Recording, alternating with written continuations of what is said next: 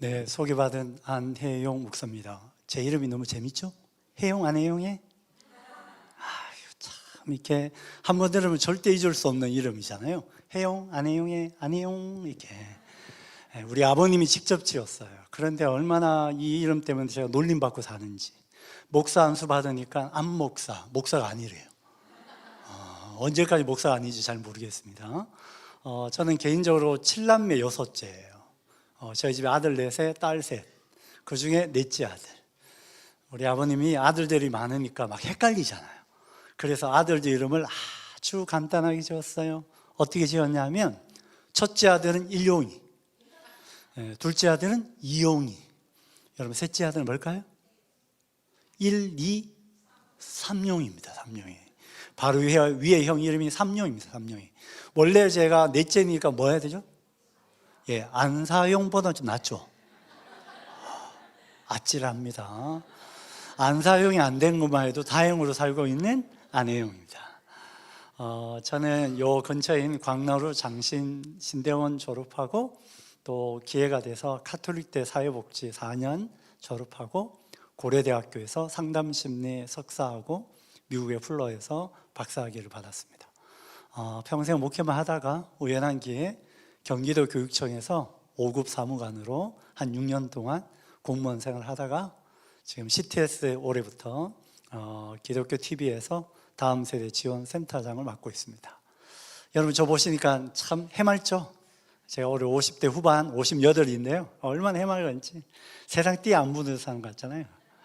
근데 알고 보면 저도 아픔이 있었다고요. 오늘 제 이야기를 시작을 해보려고 해요. 저는 초등학교 3학년 추석날 어머님이 돌아가셨어요. 저희 어머니 나이 39. 막 추석날 뛰어놀 때 갑자기 불러서 집에 가니까 어머니의 마지막 임종을 지켜봤어요. 고등학교 1학년 설 전날에 아버님이 돌아가셨어요. 저는 명절은 추도식과 연결되어 있습니다. 우리 아버님이 저를 이름을 이렇게 지어주듯이 참 멋지게 살다 가셨어요. 왜 멋지냐면 돌아가시고 나니까 재산이 한 푼도 없어요. 오로지 자신만을 위해 살다 가셨어요. 그러니까 결국에는 제 밑에 여동생과 저는 갈 데가 없었어요. 위에 형들은 다 성인이고 결국에는 동생은 친척 집에 얹혀 살고 저는 독립을 해야만 했어요. 낮에는 학교 갔다가 끝나자마자 일터로 가서 돈을 벌어야만 했어요. 그리고 주일날은 교회 학생회장이었어요. 그해 고등학교 2학년 그 해가 제 삶이 가장 어두웠어요. 저희 고향이 울산이거든요. 울산은 태화강이 흘러요. 그날 11월 초에 태화강 위에 보면 조그마한 인도의 다리가 하나 있어요. 일 갔다가 밤 11시에 딱 서 있는데요 갑자기 삶을 끝내고 싶었어요. 주일날 예배 드리고 봉사하고 하면 너무 좋은데 예배 끝나고 저희 자취방에 딱 들어오는 순간 지옥의 삶이 시작돼요. 방세도 밀리고 등록금도 밀리고 매일 아침마다 학교 가면 맞는 걸로 시작돼요. 그렇게 선생님들이 때렸어요. 때린 이유는 등록금 안 내는 것 때문에. 늘 그 삶이 힘들었어요. 하나님이 너무 먼 것 같았어요. 그때 아직도 기억나요. 밤 11시에 그 다리를 지나가다가 인생을 끝내고 싶어서 물에 뛰어들었어요. 죽으려고. 근데 참 목숨이라는 게 묘하죠. 그 밤중에 누가 저를 건져요. 어떤 중년의 남성이. 그래서 제가 물 밖으로 나왔는데요 죽으려고 뛰어들었는데 나오니까 추워 죽겠어. 11월 달에 물에 들어갔다 나왔으니까 얼마나 춥겠어요. 그래서 저희 자취방으로 가서 옷을 갈아입고 앉아 있는데 그분이 물어요. 너 어려 보이는데 몇 살이냐? 저 고등학교 2학년입니다. 어느 학교 다녀? 어느 고등학교예요. 야, 너 우리 학교 학생인데? 그러셨어요. 저희 학교 1학년 스님이 저를 건진 거예요. 그리고 한참 물으셔요. 왜 죽으려고 했냐고. 그래서 제가 살아온 이야기를 했어요. 그때 그 스님이 한마디 하시는 거예요. 혜영아, 살아오느라 참 애썼다. 그리고 살아줘서 고맙다. 저는 마치 그 스님의 음성이 꼭 하늘의 음성 같았어요. 여기 사랑하는 권사님, 장로님, 집사님들, 평생 우리 인생을 뒤돌아보면 살아온 그 자체가 기적이지 않습니까? 이 중에 보기에는 참 멋져 보이는 것 같지만 다 들여다보면 삶이 기적 같은 삶을 살아오고 있잖아요. 그런데 힘든 이유는 아무도 그 힘듦을 몰라줄 것 같아서 힘든 거예요. 여러분 잊지 마세요. 주님께서 기억하십니다. 사랑하는 아들아, 내가 너를 기억하고 너의 예씀을 안다. 또한 우리 좋은 교회 참 힘들게 이 교회 이렇게 지었잖아요. 그리고 여기까지 오기까지 발걸음마다 얼마나 힘드셨어요. 애쓰셨어요. 그리고 여러분 애쓰고 있는 것 아십니다. 저는 그 두 마디가 저를 흔들어 깨웠어요. 그리고 그 선생님이 마지막 가면서 한마디 더 하시는 거예요. 혜영아, 내일 학교에서 보자. 제가 학교를 그 다음날 뚝 갔는데 학교 도착하자마자 방송이 나와요. 2학년 안혜영 학생 서무과로, 지금 행정실이라고 그러죠. 행정실로 오라고. 가니까 매일마다 그렇게 때리던 과장님이 그날따라 너무 친절해. 야, 커피 한잔 해. 이 아저씨 왜 이래? 알고 보니까 선생님이 그 과장님에게 저를 먼 친척 조카로 소개하고 등록금을 다 대주셨어요. 저는 그분 때문에 고등학교를 졸업할 수 있었어요. 근데 참 제가 자존감이 낮아가지고 학교에서 그 선생님이 지나가면 쪽팔려 숨었어요. 아는 체 하는 게 부끄러웠어요. 그런데 더 고마운 건 그 선생님이 그 이후로 저를 따로 부르지 않으셨어요. 몰라서 안 불렀을까? 다 알고 있죠. 그리고 제가 신학교 입학하고 그리고 고등학교 졸업식 날 선생님 집을 찾아갔어요. 선생님 고맙다고, 제가 돈 벌면 제일 먼저 선생님 그 은혜부터 갚겠다고. 그저 그 선생님 그러시는 거예요. 혜영아, 물은 위에서부터 아래로 흐르는 거야. 나에게 갚으려고 하지 말고 너도 너처럼 힘든 사람 도와주며 살아. 10년 전에 그 스님이 돌아가셨는데 제 마음에 표대같이 생각하고 살아와요. 사랑하는 여러분, 여기 교인 여러분, 우리가 이만큼은 산 것, 내가 똑똑해서 여기까지 온 거 아니에요. 우린 다 누군가에게 빚진 인생을 산 거예요.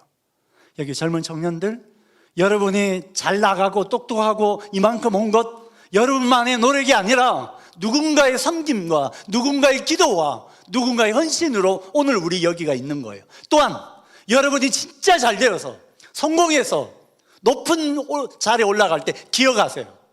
여러분 혼자의 힘으로 올라간 것 아님을 잊지 말아야 돼요. 이것이 그리스도인이에요. 그리스도인은 끊임없이 우리는 빚진 자로 사는 거예요. 이게 사도 바울의 고백이에요. 우리의 인생은 그냥 주어진 인생이 아니라는 것 기억하는 것이 그리스도인의 정체성입니다.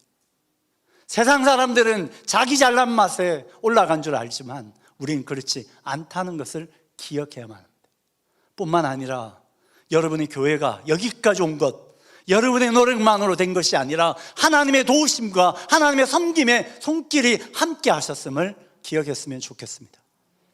뿐만 아니라 우리가 뿌리고 있는 이 씨앗이 어느 순간에 누군가의 귀한 믿음의 열매로 다가올 줄 믿습니다. 오늘 본문의 말씀은 PPT로 전환해 주시고요. 오늘 본문의 말씀은 아주 독특한 이야기예요. 여러분 꼭 사복음서를 볼 때 보면 한 기사마다 옆에 관주가 남겨져 있어요. 공간 모션. 마태복음 몇 장에 나오고 누가복음 몇 장에 나오고, 오늘 본문은 신기하게 마태복음에도 나오고 마가복음에도 나오고 누가복음에도 나오고 요한복음에도 다 나와요. 오늘 본문의 성경 배경은 성전 정화 사건이라고 이름 붙여요. 여러분 네 복음서에 다 나온다는 것은 그만큼 중요하다는 뜻이에요. 왜냐하면 각 복음서의 저자들마다 예수님의 인생을 관조할 때 같은 관점으로 한 사건을 다룬다는 것은 그만큼 중요한 사건으로 다루고 있는 거예요. 그런데 이 성전 정화 사건이 오늘 우리에게 어떤 의미가 있는지를 찾아봐야 돼요. 자, 여기 지도에 보면 예루살렘 성전이 예수님 당시에 이렇게 구성되어 있습니다. 상상해 보는 거예요. 여러분 성전은 3번 건축합니다. 다윗 솔로몬 성전이 있고 그 다음 스룹바벨 성전이 있고 마지막 오늘 예수님 당시에는 헤롯 성전이에요. 헤롯이 위대한 인물이긴 하지만 헤롯은 유대인이 아니에요. 이방인으로서 정치적 목적으로 위에 같은 성전을 지었어요. 그런데 성전은 어떻게 구성되어 있냐면 제일 안에 지성소가 있어요. 이는 대제사장이 1년에 한 번밖에 못 들은 거예요. 그 다음 성전이 있습니다. 성전에서 제사를 지내죠. 근데 건물만 있는 것이 아니라 뜰이 있어요. 쉽게 말하면 마당이 있는 거예요. 그 마당의 구분이 명확해요. 유대인 남성들만 들어가는 마당이 있어요. 뜰이 있어요. 그 다음 유대인 여성들만 가는 뜰이 있어요. 그 다음 마지막으로 이 뜰은 이방인의 뜰이 구성이 되어 있어요. 이거는 다윗 솔로몬 시대도 없었어요. 수룹바벨 성전에도 없었어요. 헤롯 성전에만 유일하게 만들어놨어요. 왜 이방인의 뜰을 만드느냐면 이방인들 중에 나 유태인이 되고 싶어, 나 하나님을 알고 싶어 해서 찾아오는 그들을 기도할 수 있는 공간을 만들어준 거예요. 그것이 바로 이방인의 뜰이에요. 그런데 이방인의 뜰은 약 45cm 요만한 돌담으로 만들어져 있어요. 그 돌담에 표시판 하나 붙어 있어요. 이방인의 중에 이 뜰을 넘어가는 자는 돌로 쳐 죽인다고 그랬어요. 못 들어가는 거예요. 이방인으로 갈 수 있는 유일한 공간이 이방인의 뜰이에요. 오늘 본문은 그 이방인의 뜰에서 일어난 사건입니다. 사건. 무슨 사건이냐? 이런 거예요.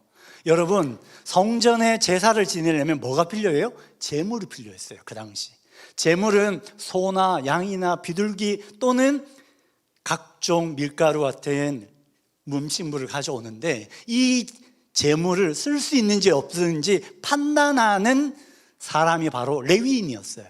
그 레위인이 판단하는 장소가 어디냐면 이방인의 뜰인 거예요. 또 하나, 그 당시에는 1년에 한 번씩 성전에 세금을 내게 돼 있어요.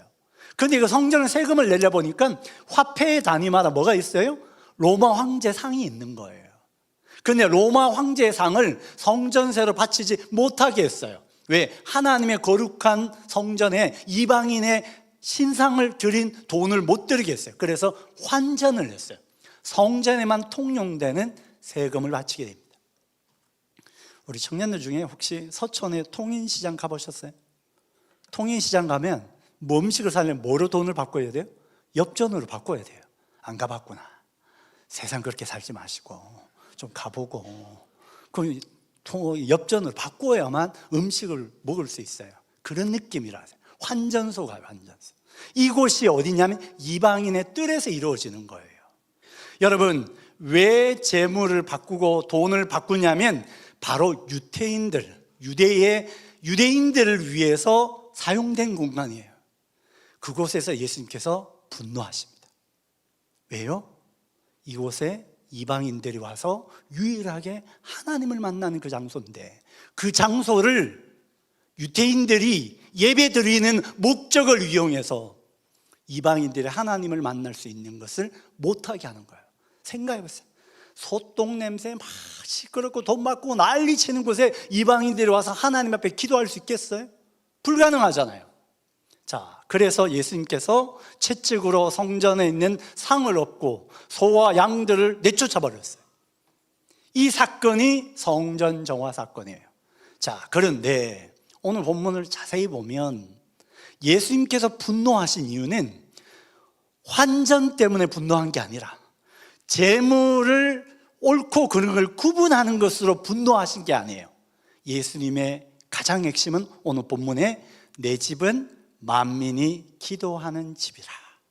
이 말씀 한 구절에 달려 있어요. 이 말은 만민이 찾아와서 기도하는 그 집을 이루어야 될 이 공간을 너희들만 독점하고 예배를 위한 도구로 사용하니까 이방인이 하나님을 만나는 것을 할 수 없도록 한 그 행위가 예수님을 분노케 하는 거예요. 또 하나, 여러분, 만민이 기도하는 집, 하나님의 집이 되는 조건이 뭐냐면 만민이 찾아올 때 하나님의 집이 된다는 것이에요. 다르게 표현하면 여러분, 오늘 이 시대로 돌아와 봅시다. 예배당, 교회는 어떤 공간이냐? 우리끼리 모여서 예배 잘 드리는 공간으로 끝나면 하나님의 보실 때는 온전한 예배당이 될 수 없음을 말합니다. 이곳에 누가 있어야 돼요? 이방인들이 있어야 돼요. 하나님을 찾으려는 사람들이 이곳에 오는 것이에요. 그런 의미로 가장 바깥 공간인 것 같지만 하나님 보실 때 가장 중심의 공간인 줄 믿습니다. 여러분, 이 우리 좋은 교회 가장 중심의 공간은 예배당이 아니라 어디라고? 저는 그렇게 생각합니다. 이게 카페예요. 이방인들 오고 가잖아요. 교회 안 다니는 사람들이 이 카페에 와서 차 마시고 그리고 이야기하고 이곳에서 무언가 삶을 이야기 나누는 그 공간이 여러분들이 생각할 때 가장 우리 좋은 교회의 중심이어야 해요. 이 말은 우리는 끊임없이 고민해야 됩니다. 우리 교회의 이방인의 뜰은 어딜까? 처음 오는 사람들은 우리 교회를 찾아올 때 불편함이 없을까? 제가 오늘 이 교회에 주일 예배는 처음이거든요. 저 처음 봤죠? 제가 주중에 몇 번 왔어요. 제가 벌써 2번 오고 오늘 3번째 오는 거예요. 주중에 보니까 저 카페가 얼마나 사람들이 북적거리는지 저 감동받았어요. 여러분, 제가 그래도 우리나라에 진짜 교회 돌아다니는 숫자를 치면 몇백 교회는 돌아다녔어요. 그런데 주중에 이렇게 많은 사람들이 주중 공간으로 교회를 오고 가는 교회가 흔치 않습니다. 다 일반 교회는 문 닫아놓고 일주일 내내 텅텅 비어있는 예배당, 그리고 주일에 한번 열고 예배대로 끝인 공간인 거예요. 그런 의미로 여러분의 교회는, 우리 좋은 교회는 만민이 기도하는 집인 줄 믿습니다. 별로 큰 소리를 안 하는데 저는 감동이었어요. 정말 어떻게 이런 교회가 있을까. 또 위에는 학사가 있잖아요. 청년들이 머무는 공간을 만들어 놨어요. 어쨌든 이방인의 뜰은 하나님 보실 때 가장 중심의 뜰입니다. 사랑하는 여러분, 여러분의 교회는 그런 교회예요. 교인 수가 많으냐 적으냐가 중요하지 않아요. 하나님 보실 때 하나님의 목적대로 이루어가는 그 교회가 큰 교회인 줄 믿습니다. 우리는 그렇게 만들어가는 거예요. 하나님 앞에 얼마나 온전한 교회인가. 여러분, 수많은, 여기 강동구는 큰 교회가 많아요. 이 주위에 정말 초대형 교회들이 다 있습니다. 그 속에 여기 우리 좋은 교회란 이 작은 교회가, 우리가 생각해야 될 건 얼마나 모이느냐의 관심보다 얼마나 하나님 보실 때 온전한 교회로 서가느냐, 이것이 여러분의 교회의 비전이 되길 바랍니다. 오늘 그런 의미로 어떻게 보면 이곳이 만민이 기도하는 집이 되어가고 있는 줄 믿습니다. 저희 오늘 현실을 한번 봅시다. 우리나라가 지금 저출산율이 엄청납니다. 0.8까지 내려갔다가 지금 작년부터 조금 올라와서 0.9까지 와 있어요. 쉽게 말하면 결혼하는 2상 중에 1상도 아기를 안 낳는 거예요. 저는 7남매잖아요. 그런데 제가 결혼해서 딸 하나밖에 안 낳았거든요. 역적이죠, 역적. 이런 이야기 할 입장도 아닌데 어쨌든 지금 출산을 하지 않습니다. 뿐만 아니라 출산을 하고 싶어도 하지 못하는 가정도 많습니다. 뿐만 아니라 지금 고령화는 급속히 진행되고 있습니다. 지금 65세 이상 인구가 20%를 넘어 25%에 이르고 있습니다. 다시 말하면 4명 중에 1명이 65세 어르신이에요. 더 안타까운 것은 나이도 많아지고 아이도 태어나지 않는 것도 문제지만 요즘 더 큰 문제는 많은 사람들이 스스로 목숨을 끊고 있다는 거예요. 여러분, 1년에 우리나라 자살로 죽는 숫자가 15,000명 정도 됩니다. 별로 안 놀라시는데 얼마나 죽어야 놀라실 겁니까? 15,000명 같으면 어마어마한 숫자예요. 여러분, 작년에 경상북도에 산불이 났어요. 그 산불 난 지역 중에 어디가 있냐면 청송이라는 데가 있습니다. 청송. 또로 영양이라는 데 있어요. 영양군 전체 군 인구가 15,000명이에요 1년에 군단위 인구 전체가 스스로 목숨으로 죽는 거예요. 여러분, 여기 한강의 다리가 있죠? 한강 다리가 몇 개인 줄 아세요? 21개입니다. 21개. 이 21개의 다리 위에서 1년에 투신으로 시도해서 떨어지는 사람 몇 명인 줄 아세요? 680명 정도 됩니다. 제일 많이 뛰어내는 다리가 무슨 다리? 마포대교입니다. 마포대교. 자살을 한 사람은 그게 성지가 되어 있어요. 성지가. 죄송하지만 여기 그 다음으로 많은 지역이 성산대교, 그 다음에는 서강대교, 거기 여의도권이 제일 많아요. 그런데 최근에 뜨고 있는 성지가 하나 있습니다. 바로 올림픽대교입니다. 올림픽대교. 이렇게 많은 사람들의 삶을 끝내고 있습니다. 뿐만 아니라 요즘 가장 어린아이 자살은 9살부터 시작돼요. 여러분 자살을 9살 아이들이 해요. 9살이면 초등학교 몇 학년? 2, 3학년 아이들이 하는 거예요. 다시 돌아가면 오늘 이 시대가 삶의 밑바닥에 서 있습니다. 그뿐만 아니라 오늘날 교회의 숫자는 점점 줄고 있습니다. 점점 줄고 있습니다. 저희 예장통합적 교회는 1년에 교인 숫자가 약 15,000명씩 줄고 있습니다. 줄고 있어요. 교회가 텅텅 비고 있어요. 더 놀라운 거는 초중고 아이들이 없어요. 요즘 교회들 중에 초중고 아이들이 한 명이라도 없는 교회가 무려 53%예요. 2개 교회 중에 하나는 아이들이 없어요. 여러분 교회는 있잖아요. 여러분 기적 같은 교회예요. 기적 같은 교회. 뿐만 아니라 신뢰도는 더 떨어지고 있습니다. 더 충격적인 것은 1년에 교인들 중에 자살하는 교인들만 2,600명이 자살합니다. 웬만한 중형교회 하나씩 없어지는 거예요. 더 놀라운 것은 목회자 자살이 30에서 50명씩 자살해요. 오늘 이 시대가 너무나 어렵고 힘든 시기를 살아가고 있습니다. 우리나라가 지금 코스피 지수 8,300 뛴다고 돈 벌었다 난리치지만 그건 일정한 사람들이에요. 삼성전자 직원들이 성과급으로 6억 7천 받는다지만 특정 일부분이에요. 나머지는 하루 생계도 힘든 거예요. 그래서 국가가 만든 제도가 그냥 드림 센터가 생겼어요. 가난한 사람들이 그냥 와서 먹을 걸 가져갈 수 있는 공간을 만들고 있습니다. 빈부 차이가 얼마나 큰데. 여러분 청년들 일자리에 빈부 차이가 극과 극으로 가잖아요. 이 시대에 사는 거죠. 그래서 저희 CTS가 고민했습니다. 과연 한국교회에 의미 있는 방송국이 될 수 있는 방법이 뭘까? 그래서 생각한 것이 주중에 있는 유휴 공간을 좀 더 지역사회와 하나님 나라를 위하여 교회가 좀 공간을 오픈해서 사용하자. 그럴 때 진정한 한국 하나님의 나라를 이루어가는 것이 아닐까라고 생각했습니다. 이것이 바로 R스페이스라는 사업입니다.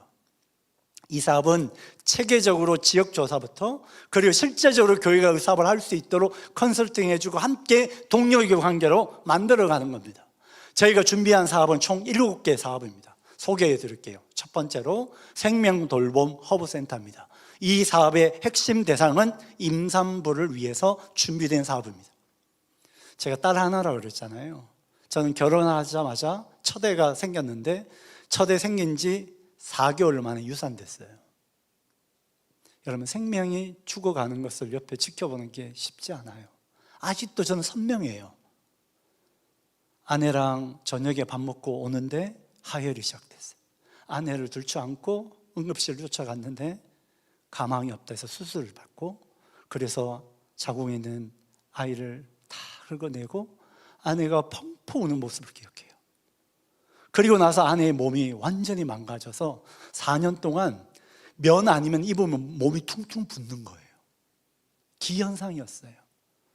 저는 중도 유산으로 있는 그 가정들이 겪는 아픔들, 그리고 그 이후로 아기가 생기지 않았어요. 저희가 4년 만에 저희 딸이 생긴 거예요. 그래서 제가 이 프로그램을 기획했어요. 오늘 제가 이 소개하는 이 모든 프로그램을 보면 저의 삶의 경험 때문에 만든 거예요. 여러분 우리나라에 임산부들을 위한 돕는 공간이 부족해요. 특별히 임산부를 위한 전용 카페는 전혀 없어요. 임산부들이 먹지 말아야 될 카페인 성분 뺀 카페인도 요즘 많이 나오고 있지만 좋은 차, 또 좋은 공간, 쉴 수 있는 공간 뿐만 아니라 요즘 결혼한 부부들 중에 난임 부부, 아기를 가질 수 없는 부부가 무려 20%예요. 5가정 중에 한 가정이 아기를 못 갖는 거예요. 제 주위에 너무 많아요. 그러면 이 사람들 뭐예요? 인공수정이라는 과정을 겪어요. 여러분 우리나라에서 인공수정하는 임산부 센터가 제일 많은 데가 강서구예요. 여기 반대편. 그 외 김포공항 근처. 이들이 촉진제를 받고 난자 채취하고 남자들은 정자 채취해서 인공으로 수정시켜서 삽입하는데 그 과정이 어마어마하게 힘들어요. 호르몬 분비기 때문에. 그러다가 임신이 돼도 2, 3개월 안에 하혈해서 유산되는 경우가 많아요. 이럴 때 우리는 뭐 하고 있냐고요. 국가는 돈만 주지 그들의 심리적 케어들이 이루어지고 있지 않아요. 이것이 생명돌봄 허브센터입니다. 혹시 교회가 조그만 공간을 열어서 임산부들이 찾아오고 쉴 수 있는 곳, 한 사람, 두 사람도 괜찮아요. 이들을 위해서 준비한 공간입니다. 두 번째로 영유아 긴급 돌봄 센터예요. 우리 영유아 아이들 키우는 맞벌이 부부들이 있어요. 맞벌이 부부들에게는 아이 돌봄이 가장 핵심이에요. 그런데 교회 조교도 유아실 있잖아요. 저 조그만 공간만 준비되어 있으니까 교회마다 거의 다 있어요. 혹시 부부가 갑작스럽게 남편이 야근을 한다든지 급하게 아이들 돌볼 시간 한두 시간을 누군가가 교회에서 케어하면서 걔를 돌봐줄 수 있다면 얼마나 고맙겠어요. 저도 저희 부부도 다 맞벌이였어요. 애기 어린이집에서 진짜 시간 맞춰 달려오느라 난리입니다, 난리. 그러다가 조금 늦으면 전화해가지고 원장님 죄송합니다 굽실굽실 거려야 돼요. 이 부분을 교회가 좀 끌어안자. 이것이 영유아 긴급 돌봄 센터예요. 그 다음 유아들을 위한 오감 창의 놀이터예요. 여러분, 하나님을 만나는 것은 머리로 눈으로 귀로 듣는 것만이 아니라 요즘 아이들은 오감을 체험해서 만져보기도 하고 촉각도 느껴보고 냄새도 맡아보고 그리고 먹어보기도 하고 이런 오감이 살아있는 그런 놀이터를 만들어서 아이들이 하나님을 만나가면 좋지 않을까. 제가 요즘 교회마다 향기가 있는 교회를 꿈꿔요. 제가 아로마 공부를 꽤 오래 했거든요. 그래서 교회 안에 향기가 좀 있으면 참 좋겠다. 사람의 기억에 가장 강력한 기억은 아로마입니다. 냄새예요, 냄새의 기억. 어릴 때 엄마의 그 향기가 평생을 가거든요. 그래서 교회 안에 향기를 좀 심으면 좋겠다라고 생각하고 있어요. 그런데 안산 꿈의 교회가 이걸 하고 있어요. 안산 꿈의 교회는 주일마다 교회에서 만든 교회의 유일한 향기를 만들어가지고 모든 공간에 뿌려놔요. 그러면 교인들이 그 향을 매 주일마다 냄새를 맡는 거예요. 그리고 교회에 대해 인식을 각인해요. 우리 좋은 교회도 하나 만들어서 이렇게 좀 해놓으면 좋을 것 같아요. 그죠? 무슨 말이냐면 아이들이 오감을 체험해서 놀이터 하는 것 뿐만 아니라 초등학교 아이들은 스토리 가든이라고 아이들 문해력이 떨어져요. 요즘 아이들이 제일 힘든 표현이 이런 거예요. 어떤 TV의 방송에 나왔어요. 제가 심심한 사과를 드립니다. 요즘 정용진이 했죠. 심심한 사과를 한다면 아이들이 못 알아들어요. 심심한데 왜 사과를 해야 돼? 무슨 말이냐, 이게 바로 문해력이에요, 문해력. 그래서 이 아이들의 문해력을 향상하는 스토리 가든 사업. 그런데 하다 보니까 취약계층 아이들이 많아서 저희 스토리 가든과 뭘 묶었냐면 라면 도서관을 묶어놨어요. 라면 한 그릇을 먹으면 의무적으로 책 20분을 읽게 해요. 그러면 한 끼 식사도 되고 책도 읽고 문해력도 향상하는 그런 프로그램을 만들고 있습니다. 그 다음 미래공작소의 청소년을 위해서 자기 진로를 탐험할 수 있는 좋은 사업입니다. 미래공작소의 가장 핵심 사업은 사람책 사업입니다. 일명 휴먼 라이브러리. 우리 교회 권사님, 장로님, 집사님들이 책이 돼요. 그러면 우리 청년들이 또는 청소년들이 그 책을 대여하면 살아온 이야기와 그 직업을 갖게 되는 준비 과정을 스토리를 이야기해줘요. 그리고 이 친구가 그 길을 가도록 코칭을 해주는 사업입니다. 이게 미래공작소 사업입니다. 그 다음 우리 시대에 다문화가 많잖아요. 여러분, 우리나라가 다문화 비율이 2%예요. 다시 말하면 어마어마하게 많은 사람이 다문화 가정들이에요. 이 아이들을 미래의 선교사로 양성하는 거예요. 제가 작년에 캄보디아를 가보니까 캄보디아 선교사들이 우리나라에 제일 많거든요. 놀랍게도 캄보디아 선교사들 중에 캄보디아 언어로 설교할 수 있는 사람 1%가 안 돼요. 언어 배우느라 평생 걸려요. 그렇다면 엄마가 캄보디아인 엄마를 둔 아이들은 이중 언어를 배우잖아요. 그 아이들을 신앙으로 키워서 뭐 할까요? 선교사로 파송하면 됩니다. 이것이 바로 다문화 배움터예요. 이제는 우리나라가 새로운 선교 전략이 필요한 시점에 와 있습니다. 마지막으로 어르신들의 일상생활에 제일 힘든 것이 바로 디지털 문명입니다. 어르신들이 키오스크 쓰는 법, 핸드폰으로 자식들하고 영상통화하는 법, 핸드폰으로 버스 언제 오는지 확인하는 것, 핸드폰으로 택시 부르는 법, 핸드폰으로 음식들 또는 주문할 수 있는 것, 생필품 주문할 줄 아는 것, 그리고 은행 업무 보게. 그리고 어르신들이 인생을 잘 정리하도록 자서전 쓰는 것, 이런 것들을 도와주는 사업입니다. 다시 정리해서 우리는 생애 주기별로 교회 안의 여유 공간을 지역사회에 꼭 필요한 사업으로 만들어 가려고 합니다. 또 하나 하는 것이 주방을 활용한 마을 식당 사업도 준비하고 있습니다. 그리고 내년에는 장애인들을 위한 장애인 돌봄 센터들도 만들어 가려고 해요. 그리고 내후년에 우리 청년들 많은데 여러분들이 창업을 꿈꾸고 있으면 교회 공간을 이용해서 청년 창업 지원 센터를 만들려고 해요. 그래서 이 공간에서 창업을 좀 꿈꿔봐라. 그래서 배달의 민족 제2탄을 좀 만들어봐라. 여러분, 배달의 민족 오너가 원래는 크리스찬인 거 아시죠, 청년? 그 사람이 팔고 나갈 때 100억 받았다고 그럽니다. 그래서 교회에 11조를 했대요. 100억에 11조. 어느 교인지는 안 밝히겠습니다. 청년들이 창업을 통해 새로운 꿈을 키워갈 수 있는 공간이면 좋을 것 같습니다. 여기에 모든 사업의 핵심은 내 집은 만민이 기도하는 집으로, 믿지 않는 사람들이 오고 가는 그런 은혜의 자리를 만들어가는 것이 목적입니다. 저희가 꿈꾸는 우리 좋은 교회와 함께 CTS가 협력해서 해볼 사업을 간단하게 소개하겠습니다. 여러분, 서울시에서 출산율이 증가율이 제일 높은 데가 바로 강동구입니다. 강동구. 이 지역에 출산을 제일 많이 하고 있어요. 그런데 강동구의 임산부의 특징이 있습니다. 대부분 다 고립형 임산부가 많아요. 알려지는 걸 싫어하고 숨어 있어요. 뿐만 아니라 고학력이에요. 정보에 대해서 바삭해요. 또한 산후돌봄에 대한 공백 상태에 있어요. 여러분, 요즘 산후조리원 2주 보내려면 돈이 얼마인 줄 아세요? 최소 500에서 1000만 원입니다. 비싼 데는 2000만 원짜리 있어요. 그래서 이런 산후돌봄 부분, 여러분, 산후 우울증도 있지만 임신 우울증도 있습니다. 여성들이 아기를 임신하고 나면 호르몬 분비 이상 때문에 심각한 우울증에 걸리는 사람들이 있어요. 그리고 또한 강동구의 특징은 둘째 임신보다 첫째 임신 비율이 높다. 이 말은 나이가 어리다는 거예요. 그리고 맞벌이형, 부부형 임산부가 많아요. 그래서 저희가 꿈꾸는 것은 이 강동구에 우리 좋은 교회가 바로 생명돌봄 허브센터, 임산부를 위한 공간들을 만들어서 함께 해보면 어떨까? 생명을 품고 마음을 품고 아기를 기다리는 시간 함께 품는 공동체가 되는 거예요. 여러분, 미래의 교회학교 아이들의 출발은 뱃속에서부터. 여러분, 제가 심리학자잖아요. 뱃속의 10달의 기억이 평생을 갑니다. 제 아는 어느 초등학교 선생님이 교사인데 그 학교에 체육관을 짓느라고 바로 교무실 내내 매일 시끄러웠어요. 근데 놀랍게도 그 짓는 동안에 선생님이 임신하고 있었어요. 그리고 아기가 태어났는데요, 소리에 너무 민감한 거예요. 여러분, 아이들 중에는 꼭 새벽 2, 3시에만 계속 반복해서 깨는 아이는 엄마 태아 기억 때문에 그래요. 그래서 이 아이들에게 안전하게 믿음의 길을 가도록 도와주는 게 중요해요.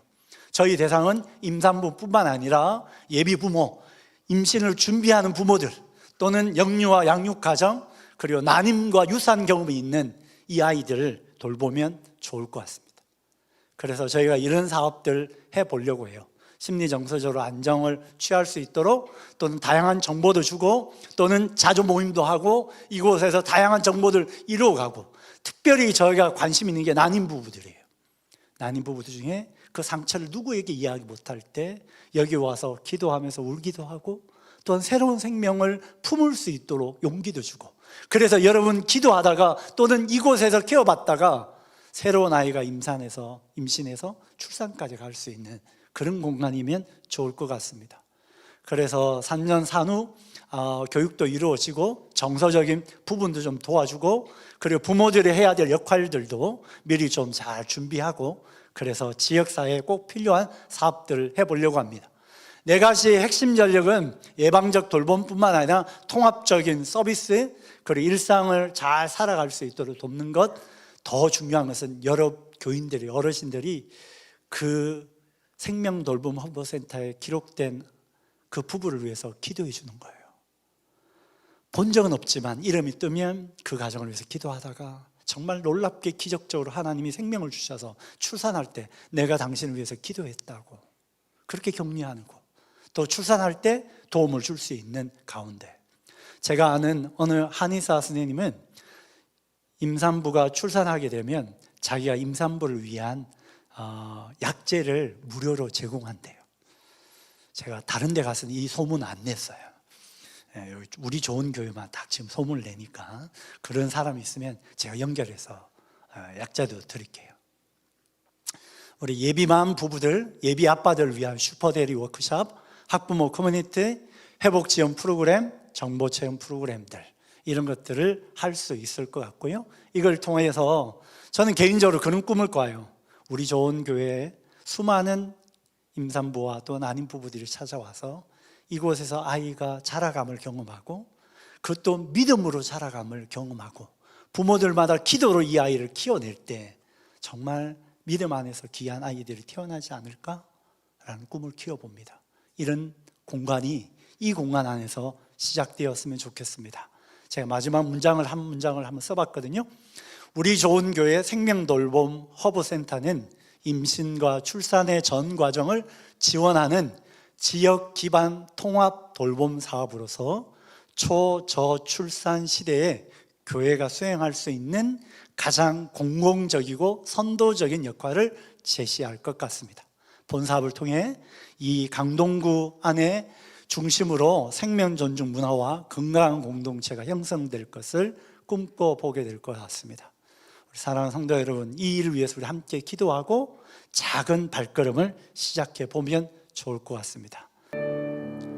오 주님, 내 집은 만민이 기도하는 집이라 하셨사오니 이곳이 만민이 찾아오는 은혜의 자리가 되게 하여 주옵소서. 하나님, 이곳에서 우리가 펼쳐갈 일을 꿈꿔봅니다. 이곳에서 생명이 자라고 생명이 잉태되고 생명이 출산되는 놀라운 역사의 자리가 되게 하여 주옵소서. 온갖 각종 모든 생명들이, 좌절하고 절망한 이들이, 눈물 흘리며 한탄하는 이들이 이곳에서 주님을 만나게 하여 주옵소서. 주님의 놀라운 역사를 경험하는 자리가 되게 하여 주옵소서. 사랑하는 주님, 우리 좋은 교회를 사용하여 주시고 더딜지라도 올바른 믿음의 방향을 갖고 한 걸음 한 걸음 걸어가게 하시며 이 귀한 사역을 감당하는 목사님과 우리 전사님에게 지혜를 주시고 하나님 아버지, 이걸 준비하는 모든 이들에게 믿음의 동력자를 보내주옵소서. 물질도 주시고 시간도 주시고 하나님께서 하실 일을 꿈꿔보며 나아가게 하여 주옵소서. 주님께서 귀하게 사용하실 줄 믿사옵고 예수 그리스도의 이름으로 간절히 기도하옵나이다. 아멘.